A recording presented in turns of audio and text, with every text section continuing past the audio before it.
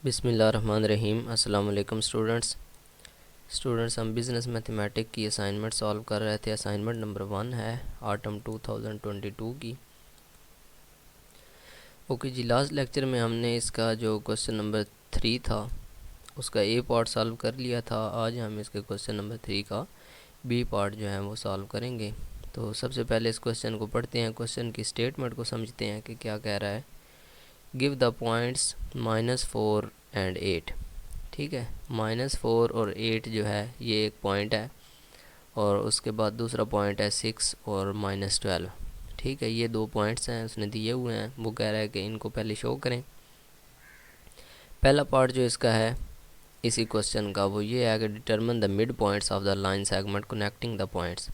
इन दोनों पॉइंट्स को आपने कनेक्ट कर देना है, जोड़ देना है। इन दोनों को आपस में जोड़ने से जो लाइन बनेगी उस लाइन का आपने मिड पॉइंट बताना है, यानी उसका जो सेंट्रल पॉइंट है दरमियान वाला वो पॉइंट आपने बताना है। इसके बाद दूसरा है पार्ट इसी का, determine the distance separating the two points. इन दोनों पॉइंट्स के दरमियान जो स्ट्रेट लाइन है वो कितनी लंबी होगी, इनका डिस्टेंस कितना होगा, मीन्स इन दोनों के दरमियान फासला कितना होगा। तो टोटल डिस्टेंस और फिर मिड पॉइंट, ये दोनों चीज़ें हमने इसमें फाइंड करनी है। तो बड़ा इजी और सिंपल क्वेश्चन है। हम चलते हैं जी सोल्यूशन की तरफ। सबसे पहले तो आपने सेम उसी तरह कोऑर्डिनेट एक्सिस बना लेने हैं जिस तरह लास्ट लेक्चर में हमने बनाए थे। तो ये एक बिल्कुल स्ट्रेट लाइन आप नीचे लगाएंगे कोऑर्डिनेट एक्सिस के लिए, और इसी तरह आपने इधर एक स्ट्रेट लाइन लगा लेनी है। ठीक है जी, ये बन गया है कोऑर्डिनेट एक्सिस। अच्छा जी, इनको आपने नाम दे देना है। अब ये एक्स और वाई प्लेन में ही है, क्योंकि अगर दो वैल्यूज़ दी गई हों, दो पॉइंट्स दिए गए हों, तो इसका मतलब ये है कि एक एक्स और एक वाई है। इसको आप वाई जी भी रख सकते हैं, एक्स जी भी रख सकते हैं, लेकिन बेसिकली हम स्टार्ट में एक्स और वाई ही रखते हैं। ये वाला एक्स होगा और ये वाला -x होगा, और इसी तरह ये वाला जो कोऑर्डिनेट है ये y होगा, और जो नीचे वाला है उसी तरह ये -y होगा। ठीक है, अब इस पे आपने नंबर दे देने हैं। ये वाला पॉइंट आपका 0 0 है, यहाँ पे x भी 0 है, y भी 0 है, और इधर अगर हम चलें तो इसको हम 1 कह देते हैं, इसको 2 कह देते हैं, यहाँ पे 3 होगा, और इसी तरह यहाँ पे 4 होगा, यहाँ पे 5 होगा, और यहाँ पे 6 होगा। तो इसी तरह अगर माइनस वाली साइड पे चलेंगे तो यहाँ पे -1 होगा, यहाँ पे -2 होगा, यहाँ पे -3 होगा, यहाँ पे -4 होगा, यहाँ पे -5 होगा, यहाँ पे -6 होगा। ठीक है, इसी तरह अगर y वाली साइड पे चलें तो आप देखें जी, वहाँ यहाँ पे 1 होगा, यहाँ पे 2 होगा, यहाँ पे कहीं 3 होगा, 4 5 6 7 8 9 10, और इसी तरह आपने थोड़ा बड़ा बना लेना है। तो आपने ये सारे ये बराबर रखने हैं, इन सब का दरमियानी फासला बराबर होगा, ये आपने ख्याल रखना है। इसी तरह फिर नीचे अगर y की तरफ आएँ तो ये -1 होगा, इसी तरह -2 -3 -4 -5 होगा, -6 -7 -8 -9 -10 -12 -13 -14। ये आपने खुद से ही लगाने हैं, जितने मर्ज़ी है लगा लें, लेकिन यहाँ से आपने देख लेना है। देखें ना, ये -4 इसकी वैल्यू है x की है, तो ये इस -x वाले एक्सिस पे -4 आना चाहिए। ठीक है, तो बेशक आप अगले -5 और -6 नहीं भी लिखते तो इसका कोई इशू नहीं है। और इसी तरह x की जो प्लस वाली वैल्यू है वो 6 तक जाती है, तो ये मैंने 6 तक लिखी है। आगे आप 7 लिखें या ना लिखें उससे कोई फ़र्क नहीं है, क्योंकि हमने पॉइंट तो 6 तक लगाना है ना। इसके बाद y की जो है वो मैक्सिमम वैल्यू -12 तक जा रही है, और जो प्लस वाली वैल्यू है वो 8 तक जा रही है। ठीक है, तो इनका फासला जो है वो आपने बराबर रखना है, तकरीबन बराबर रखना है, इसका कोई इशू नहीं है। थोड़ा बहुत आगे पीछे हो भी सकता है, तो जस्ट आपने समझाना ही है कि आप क्वेश्चन को किस तरह सॉल्व करते हैं। ठीक है, सबसे पहले तो हम पहला पॉइंट ड्रा करते हैं। पहला पॉइंट है जी x की वैल्यू -4 है और y की वैल्यू जो है 8 है। अब ये x की वैल्यू -4 है, x माइनस का है तो ये माइनस का इधर आ जाएगा, और y की वैल्यू जो है वो 8 है, y की वैल्यू ये +8 है। ठीक है, तो इस +8 को इधर अगर हम देखें -4 तक, यहाँ से हम अगर डॉटेड लाइन में ले जाएं इसको, ये बिल्कुल सीधा -4 के सामने हो और इधर से 8 के सामने हो, तो ये हमारा पॉइंट बनता है ये वाला। इसको हम कहेंगे कि इसके कोऑर्डिनेट हैं -4 और 8, यानी इसका जो x कोऑर्डिनेट है वो -4 है और y कोऑर्डिनेट जो है वो 8 है, तो ये वाला पॉइंट यहाँ पे आके बनेगा। ठीक है जी। फिर दूसरा पॉइंट है 6 और -12। अब देखें x जो है वो पॉजिटिव हो गया, ये x की वैल्यू है, पहली वैल्यू x की है, दूसरी y की है। x +6 है तो +6 ये आता है यहाँ पे आके। ठीक है, और y जो है वो -12 है। अब y जो है वो माइनस में चला गया, ये -12 है हमारे पास। तो इस तरह अगर आप इस तरह सीधा ले आएँ डॉटेड लाइन के अंदर, ठीक है, तो यहाँ 6 के सामने, ठीक है जी, x जो है वो 6 होना चाहिए और y जो है वो -12 होना चाहिए। तो दूसरा पॉइंट जो है वो हमारा ये बनेगा, ये 6 है और -12 मीन्स यहाँ पे y -12 है और x की वैल्यू जो है वो 6 है। ठीक है जी। अब आपने इन दोनों पॉइंट्स को मिलाना है तो एक स्ट्रेट लाइन बनेगी। तो हम इस दोनों पॉइंट्स को जो है वो मिला देते हैं इस तरह। ठीक है, तो ये हमारे पास एक स्ट्रेट लाइन बन गई है। ठीक हो गया जी। अच्छा, ये वाली जो लाइनें हैं ये आपने जस्ट मैंने आपको समझाने के लिए लगाई हैं, इसको ना भी लगाएं तो इसका कोई इशू नहीं है।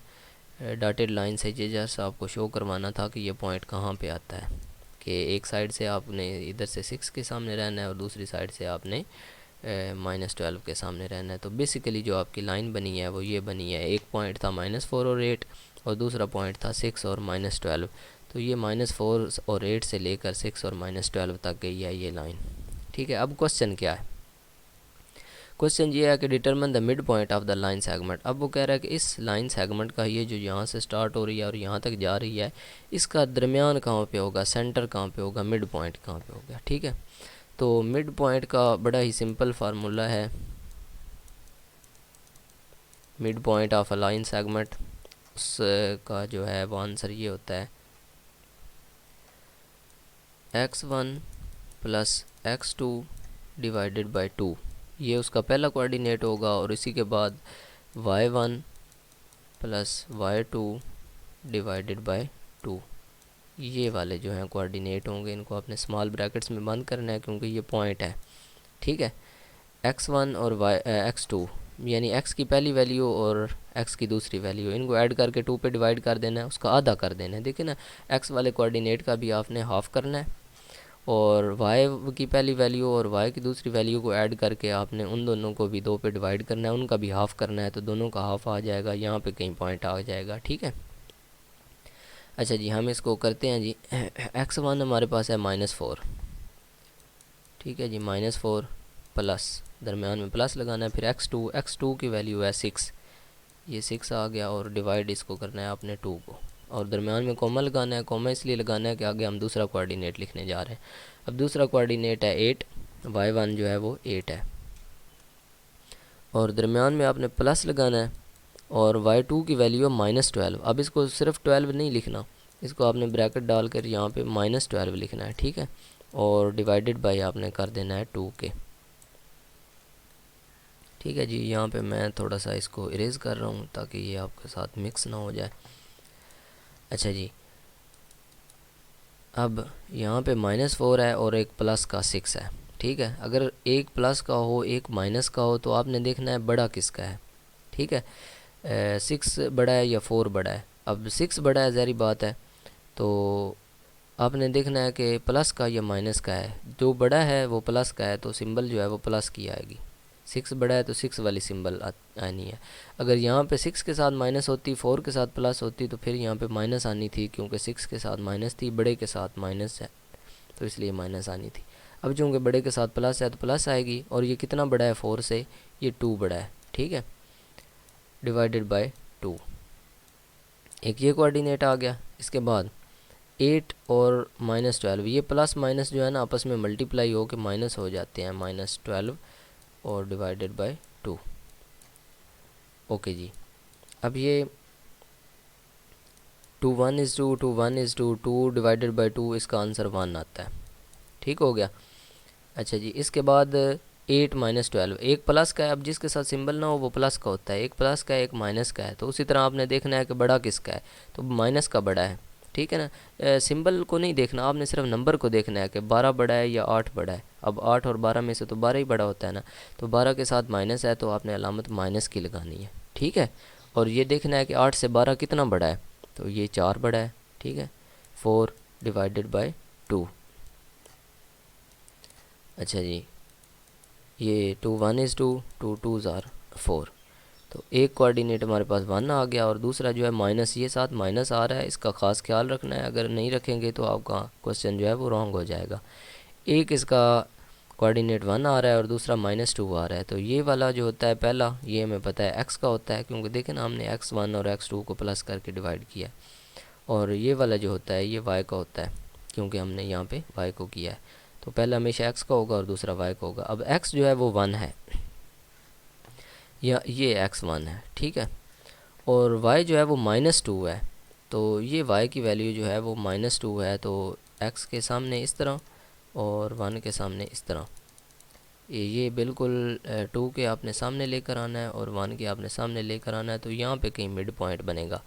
अच्छा, अब ये लाइन के ऊपर नहीं बन रहा, वो इस वजह से नहीं बन रहा कि ये मैंने सपोज़ करके खुद से जो है वो आगे पीछे थोड़ी सी लगा दी हैं, क्योंकि यहाँ पे कुछ फासला जो है वो बराबर नहीं है, कोई पॉइंट आगे है कोई पीछे है। तो जब ग्राफ लेकर उस पर आप ड्रा करेंगे, ये पेपर के अंदर भी आपको ग्राफ दिए जाएंगे। ठीक है, ग्राफ पेपर होता है, उसके ऊपर लाइनें बिल्कुल लगी होती हैं बराबर, तो उन पर जब आप बनाते हैं तो बिल्कुल 100% ये करेक्ट आती है, और ये लाइन ने यहाँ से ही पास करना था, इस पॉइंट से ही यहाँ तक लाइन आनी थी। ठीक है, या फिर आप स्केल से भी बनाते हैं ना, ये इक्वल लाइंस लगा कर सारी लाइंस आप बराबर रखते हैं, तो बिल्कुल 100% ओके ये लाइन आपकी बनेगी और इसी पॉइंट से गुजरेगी। यहाँ पे इसका पॉइंट जो है वो आएगा, तो ये इसका मिड पॉइंट होगा।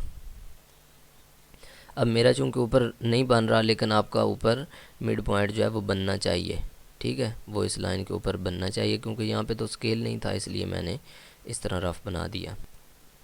तो ये फार्मूला था जी मिड पॉइंट्स का। तो आप मिड पॉइंट जो है वो इस लाइन को ड्रा किए बगैर भी चेक कर सकते हैं। आपको सिर्फ 2 पॉइंट्स गिवन हो और बताया जाए कि इनसे जो लाइन बन रही है उसका मिड पॉइंट बताएं, तो आप इसी फार्मूला को यूज़ करके आप उनके दरमियान जो मिड पॉइंट्स हैं वो बता सकते हैं। ठीक है जी, इसके बाद है डिस्टेंस, के इन 2 पॉइंट्स के दरमियान डिस्टेंस कितना है।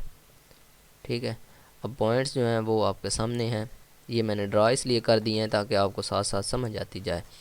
वैसे मिड पॉइंट निकालने के लिए इनको ड्रा करने की ज़रूरत नहीं है, ना डिस्टेंस फाइंड करने के लिए इनको ड्रा करने की ज़रूरत है। ये तो जैसे उसने कहा ना कि give the points, in points को बताएं और ड्रा करें, तो ये मैंने ड्रा कर दिया। ठीक है, अब दूसरा पार्ट है जी, जो इनको लाइन सेपरेट कर रही है इन 2 पॉइंट्स को, उसका फ़ासला कितना है, दरमियानी फ़ासला, डिस्टेंस कितना है। तो उसके लिए हम यूज़ करते हैं डिस्टेंस फार्मूला। ठीक है, डिस्टेंस को हम d से रिप्रेजेंट करते हैं, तो d इज़ इक्वल टू हमारे पास होता है x2 माइनस x1 होल का square plus y2 minus y1 whole का स्क्वायर, और इसके ऊपर स्क्वायर रूट होता है जज़र जिसको आप बोलते हैं। ठीक है, तो डिस्टेंस हमारे पास क्या आएगा, x2 की वैल्यू आपके पास 6 है।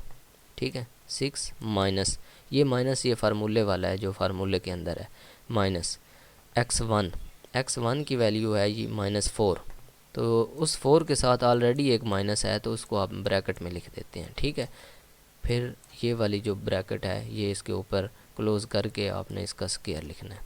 ठीक हो गया, इसके बाद y2 है, y2 जो है वो हमारे पास -12 है, -12, फिर दरमियान में आपने माइनस लगाना है, और y1 की वैल्यू जो है वो 8 है, और इसका भी स्क्वायर है, तो यहाँ पे आप इसके ऊपर स्क्वायर रूट लगा देते हैं। ठीक है, और ये स्क्वायर रूट थोड़ा सा नीचे लग गया, इसको आपने ऊपर लगाना है। ठीक हो गया। अब इनको सॉल्व कर लेना है। यहाँ पे 6 है और ये माइनस माइनस प्लस हो जाता है। अगर एक प्लस हो एक माइनस हो और मल्टीप्लाई हो रहे हो तो वो माइनस होता है। अगर दोनों माइनस के हों तो प्लस होता है, अगर दोनों प्लस के हों तो फिर भी प्लस होता है। ये आप याद रखें, अगर प्लस और प्लस आपस में मल्टीप्लाई हो रहे हों तो आंसर जो है वो प्लस में आता है। इसी तरह माइनस और माइनस मल्टीप्लाई हो रहे हों तो फिर भी आंसर प्लस में आता है। अगर एक माइनस हो दूसरा प्लस हो तो फिर आंसर माइनस में आना है। अगर एक पहला प्लस हो और दूसरा माइनस हो तो फिर भी आंसर माइनस में आना है। ठीक है, अब दोनों माइनस के हैं तो आंसर प्लस में आएगा, प्लस ये 4 आ जाएगा। ठीक है, माइनस माइनस प्लस और होल स्क्वायर। इसी तरह प्लस यहाँ पे -12 है और -8, अब दोनों माइनस के हैं तो सिंबल माइनस की ही रहेगी। अब ये प्लस हो रहे हैं, मल्टीप्लाई नहीं हो रहा है, ये ख्याल रखना है। ठीक है, अगर प्लस हो रहे हों दोनों माइनस के हों तो सिंबल माइनस की रहेगी और दोनों को इकट्ठा करना है। 12 और 8 20। अगर दोनों प्लस के हों तो फिर सिंबल प्लस की रहेगी और फिर भी दोनों को इकट्ठा करना है। ये ख्याल रहे, अगर एक माइनस का एक प्लस का हो तो फिर आपने उसमें से चेक करना होता है कि बड़ा कौन सा है, जो बड़ा हो उसकी अलामत लगाते हैं। अब इसको आगे सॉल्व करते हैं। अच्छा जी, 6 + 4 10 होता है। यहाँ पे 10 का स्क्वायर आ जाएगा और प्लस -20 का स्क्वायर आ जाएगा। ठीक है जी, और ऊपर इनके स्क्वायर रूट है। अच्छा जी, 10 का स्क्वायर, स्क्वायर का मतलब है पावर 2। जिसकी जितनी पावर होगी उसको उतनी दफ़ा आपने मल्टीप्लाई करना है। 10 की 2 पावर है तो इसका मतलब है 10 2 दफ़ा मल्टीप्लाई हो रहा है अपने आप से। ठीक है, तो 10 × 10 100 हो जाता है, तो यहाँ पे 100 आएगा। प्लस -20 की पावर 2 है तो इसका मतलब है -20 जो है वो 2 दफ़ा ज़रब हो रहा है, तो -20 अपने आप से 2 दफ़ा मल्टीप्लाई हो रहा है। अब माइनस माइनस जब मल्टीप्लाई होगी, माइनस और माइनस, ये मैंने आपको बताया है, माइनस और माइनस मल्टीप्लाई हो तो आंसर प्लस में आता है। ठीक है, तो प्लस 20 को 20 से मल्टीप्लाई करें तो ये आई थिंक 400 आता है। ठीक है जी, तो 400 आंसर आएगा और प्लस का आंसर आएगा तो प्लस प्लस, ये एक प्लस पहले है, प्लस प्लस मल्टीप्लाई होकर प्लस ही आंसर आता है, तो यहाँ पे 400 और ऊपर जो है वो स्क्वायर रूट है। अब इनको ऐड करेंगे तो ये 500 बन जाएगा, 500 और ऊपर इसके स्क्वायर रूट है। यहाँ तक आपका आंसर जो है वो ठीक है, 500 स्क्वायर रूट। इसको आप अगर कैलकुलेटर से स्क्वायर रूट फाइंड कर लें तो इशारिये में जवाब आ जाएगा पॉइंट के अंदर, वो भी आंसर आपका ठीक है। या फिर आप इसका स्क्वायर रूट की फॉर्म में इसको सिंप्लीफाई कर लें, थोड़ा सा हल कर लें, तो भी आपका आंसर जो है वो ठीक हो जाएगा। इसको आप लिख सकते हैं ना 100 × 5। ठीक है ना, 100 × 5 और 100 को आपने यहाँ पे देखा 10⁻² लिख सकते हैं। ठीक है जी, 100 को आप 10⁻² लिख दें, इस वाले 100 को, और साथ जो 5 है उसको 5 लिख दें।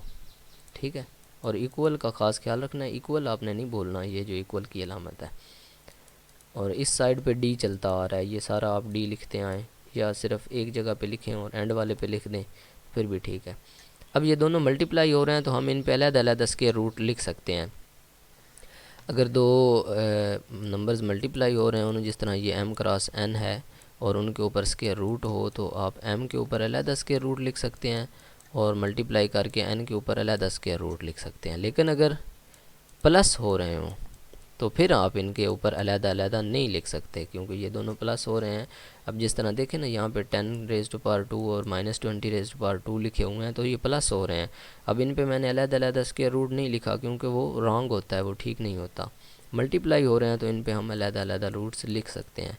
ये 10⁻² पे अलग लिख सकते हैं और ये 5 के ऊपर अलग लिख सकते हैं। ये क्यों लिखा है? ये इस वजह से कि √2 जो है ये पावर 2 से कट जाता है, क्योंकि जो स्क्वायर रूट होता है जज़र, इसकी पावर होती है 1/2।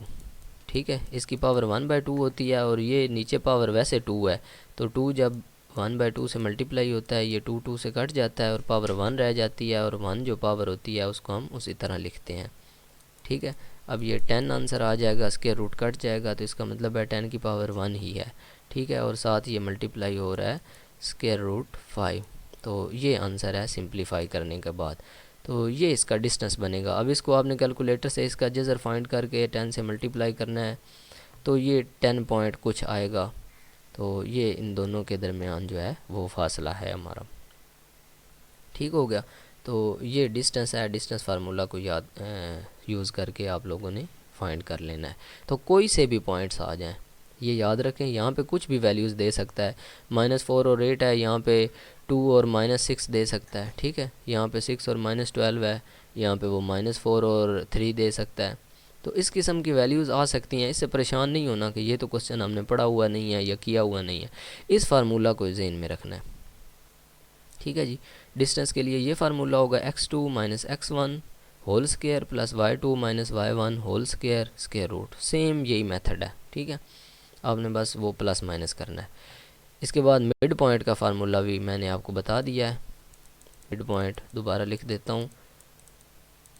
उसके लिए आपने क्या करना है, x1 plus x2 divided by 2 और दरम्यान में कॉमा लगाकर y1 plus y2 divided by 2।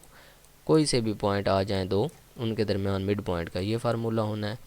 Plus minus करके आपने उसी तरह मिड पॉइंट निकाल लेना है। ठीक है, उम्मीद है आपको इसकी समझ आ गई होगी। इससे रिलेटेड अगर आपका कोई क्वेश्चन हो तो वो आप कांटेक्ट करके पूछ सकते हैं। मिलते हैं जी नेक्स्ट लेक्चर के अंदर। अल्लाह हाफिज़, टेक केयर।